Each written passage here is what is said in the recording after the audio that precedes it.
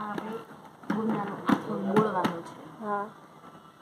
ગુંદાનું આથરું જલ્દી આથરું આવી જાય એટલે આપણે આમાં કેરી નાખવાની છે. ખાટું પાણી હોય તો આપણે ખાટું પાણી નાખી શકીએ, પણ ખાટું પાણી આપણે આગળ નથી અત્યારે, તો આપણે કેરી નાખવાની છે, અથવા તમે લીંબુ પણ નાખી શકો. ઓકે. અને આમે લઈ લીધી છે 5-6 કેરી. તમે હું કાચી કેરી નાખી છે એમાં? હા, કાચી કેરી. ઓકે. આવી પીળી પીળી નીકળે, આવી પીળી પીળી તો એ કાઢ નાખો. ઓકે. અને પછી તમે આમાં ખાટું પાણી હોય તો આપણે હળદર નહીં નાખવાની. ખાટું પાણી આપણે આગળ નથી તો આપણે હળદર મીઠું નાખશું. ઓકે. તો આની ઉપર આપણે ફરી ગુંદા નાખી દઈએ. ગુંદા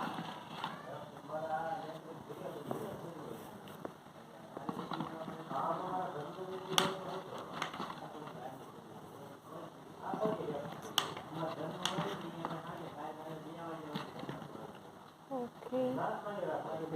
અને તમારે ધ્યાન રાખવાનું કે આવા ટોપાવાળા જ ગુંદા લેવાના. આની ઉપરની ટોપી આ હોવી જ જોઈએ. આ ટોપી ન હોય તો ગુંદા સારા ન રહે 12 મહિના. આ ટોપી હોય તો 12 મહિના ગુંદા સારા રહે. ઓકે. હવે આની ઉપર શું નાખશું? ખાટું પાણી તો છે નહીં. આપણે આગળ ખાટું પાણી નથી તો આપણે હળદર નાખવાની છે. ઓકે. ખાટું પાણી નથી એટલે આપણે કેરી નાખી છે. કેરી ન હોય તો તમે લીંબુ પણ નાખી શકો. આપણે આમાં હળદર નાખવાની છે, 2 ચમચી હળદર. મોટી ચમચી નાખવાની. અને દેશમાં રહેતા હોય એની પાસે તો જાડું મીઠું હોય જ તે. દેશમાં રહેતા હોય એની આગળ જાડું મીઠું હોય, કારણ કે અહીંયા મને ટેમ્પાવાળા વેસવા આવે તો અમે એની આગળથી ટેમ્પાવાળા પાસે આવું જાડું મીઠું લઈ લઈએ. અહીં બાયુને દેહમાં આથણા બનાવવાના હોય એટલે એ જાડું મીઠું રાખે છે. આથણામાં હંમેશા આપણે આ જાડું મીઠું સારું, ઝીણા કરતા.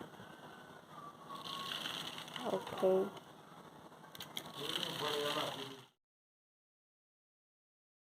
પ્યોર જાડું મીઠું.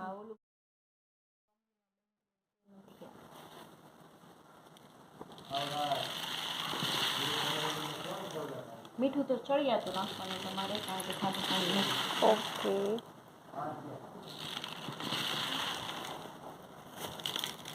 ચડિયાતું મીઠું નાખવાનું. હા.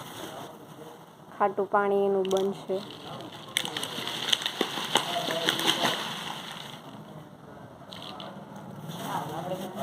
હવે આમાં પાણી એવું કંઈ નાખવાનું કે કંઈ નહીં આમાં નાખવાનું? આપણે પાણી નાખવાનું છે, કારણ કે આપણે આગળ ખાટું પાણી નથી એટલે આપણે આ પાણી નાખવાનું.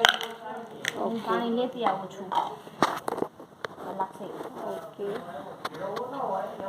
ખાટું પાણી બનાવવા માટે છે ને અહીંયા અમારા ભાભી છે એ પાણી નાખશે.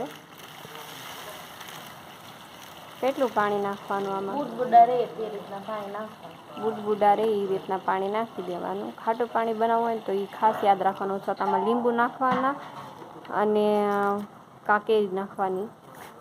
કેરીની સિઝન છે એટલે અત્યારે તો કેરી હોય તો કેરી જ નાખવાની.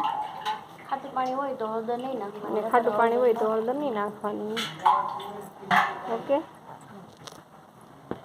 ગુંદા બોળીને તૈયાર.